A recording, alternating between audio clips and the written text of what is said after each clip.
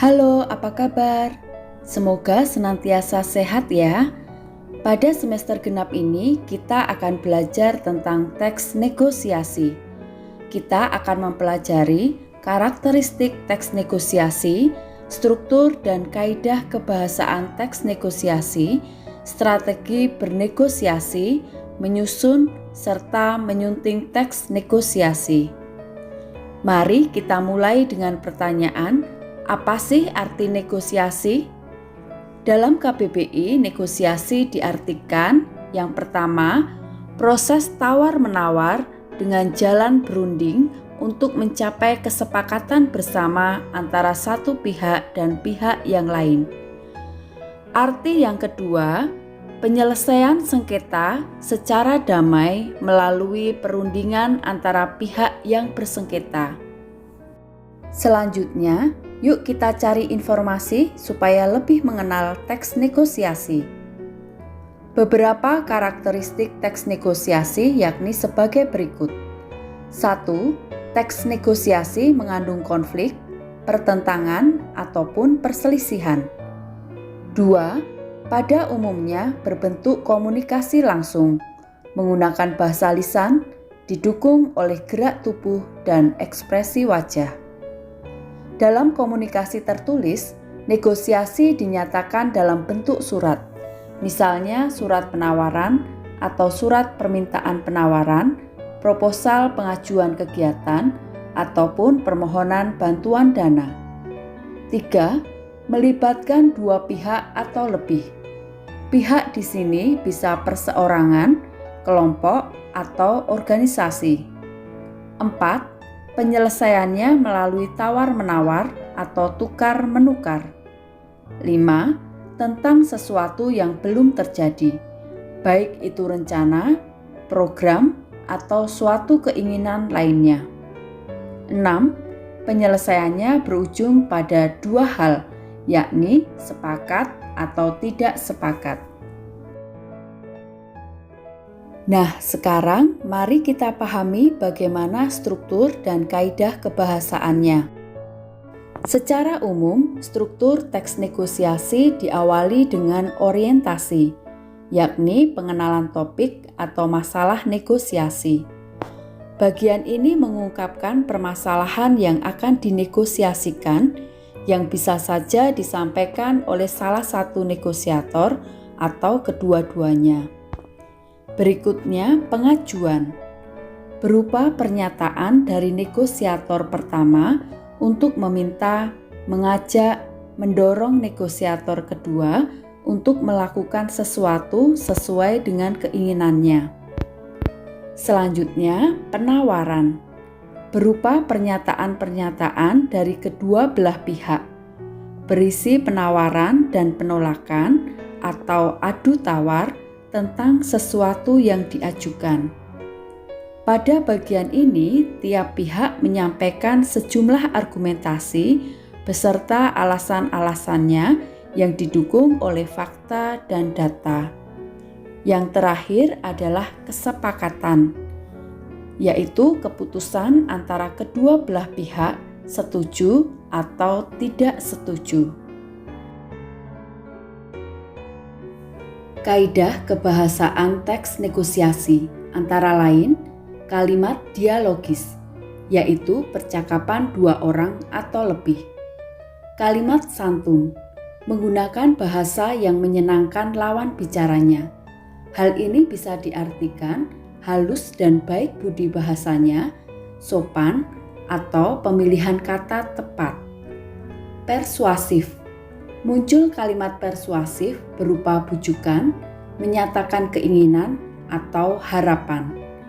Secara tersurat, dapat ditandai dengan menggunakan kata-kata seperti minta, harap, dan mudah-mudahan. Kalimat kausalitas. Hal ini terkait dengan sejumlah argumen yang disampaikan tiap negosiator.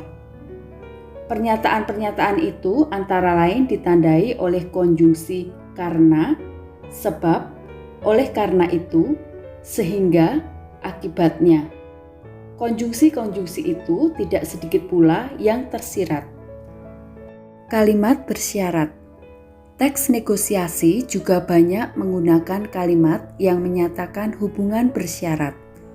Kalimat-kalimat ditandai antara lain dengan kata-kata jika, kalau, seandainya, apabila, tetapi. Strategi bernegosiasi. Berikut ini strategi bernegosiasi agar mencapai hasil yang terbaik. Mempersiapkan segala sesuatunya terlebih dahulu. Pengetahuan pangkal kekuatan. Untuk itu, carilah informasi sebanyak mungkin.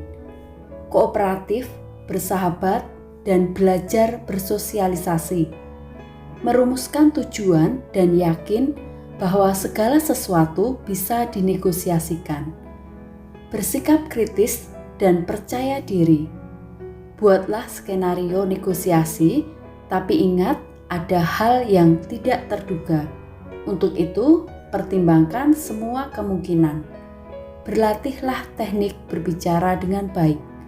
Menyamakan persepsi. Pertimbangkan waktu yang tepat. Buat jadwal atau agenda, dan kedua belah pihak menyepakati waktunya. Biasakan mendengar lawan bicara. Tidak mendebat lawan bicara. Mampu beradaptasi, tetap luas, dan tidak kaku. Rendah hati. Bersikap jujur dan adil, tetap tenang, sabar, dan mengendalikan emosi. Jangan ragu, malu, atau khawatir ditolak. Mintalah, maka kamu akan menerima. Berusaha mencari jalan tengah, melibatkan pihak lain jika diperlukan. Dan yang terakhir, membuat kesepakatan terbaik di akhir negosiasi. Selanjutnya, strategi khusus terkait dengan kondisi mitra bicara. Yang pertama, mitra yang tertutup. Dihadapi dengan sikap antusias dan penuh perhatian. Perkenalkan identitas diri dan tujuan pembicaraan secara terbuka. Carilah titik persamaan yang bisa menyatukan rasa antara kita dan mitra. 2. Pembicaraan yang menyimpang. Tujuan awal negosiasi harus menjadi patokan. Kata-kata pengarah untuk menghadapi kondisi ini misalnya, maksud saya, seperti yang dikatakan di awal, bisa dijelaskan lebih lanjut tentang. Ketiga, menciptakan suasana nyaman. Ciptakan suasana nyaman yang menyenangkan.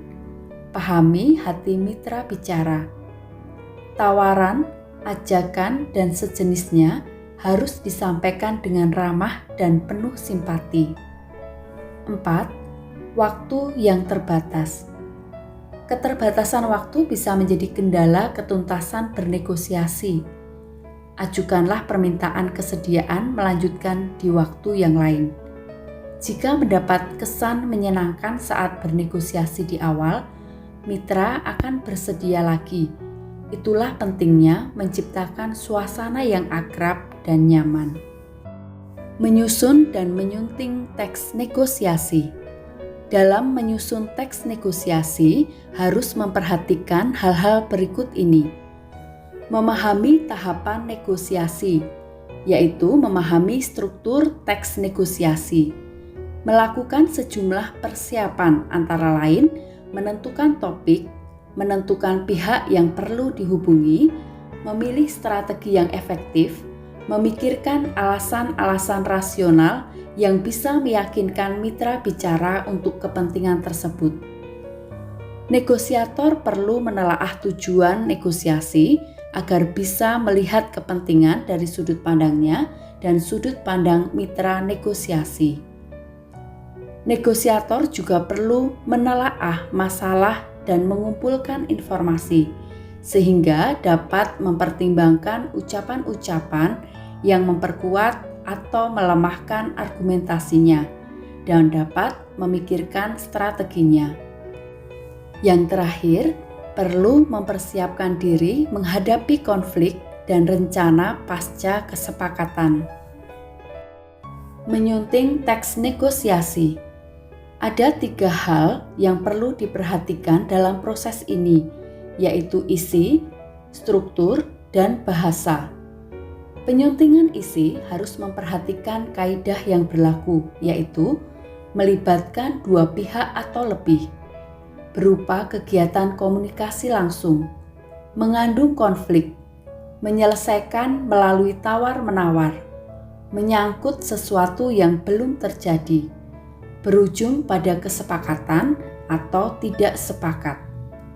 Penyuntingan struktur memperhatikan kelengkapan tahapannya, yaitu orientasi, pengajuan, penawaran, dan kesepakatan.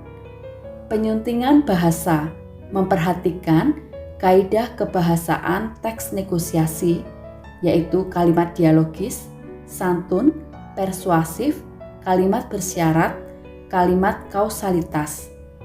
Perhatikan pula keefektifan kalimat, pemilihan kata, penggunaan ejaan, dan tanda baca. Demikian pembahasan materi teks negosiasi. Selamat bernegosiasi dan sampai jumpa.